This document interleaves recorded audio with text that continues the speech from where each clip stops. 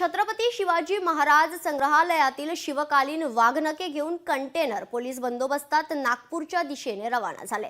मागील वर्षी जुलै महिन्यात राज्य सरकारने 7 महिन्यांसाठी शिवकालीन वाघनखे ठेवण्याचा राजधानी साताऱ्याला बहुमान दिला होता।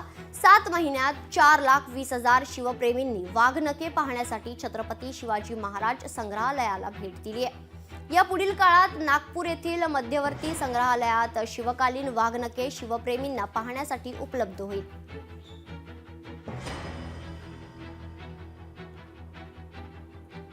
7 महिन्यानंतर साताऱ्यामध्ये आलेली शिवकालीन वाघनखे नागपूरला रवाना झालेले आहेत आणि लवकरच ते तिथे प्रदर्शित केले जाणार आहेत। आत्तापर्यंत सातारकर आणि इतर राज्यातील लोकांनी संग्रहालयास भेट दिली, त्यामध्ये जवळजवळ 5 लाख लोकांनी संग्रहालयास भेट दिलेली आहे।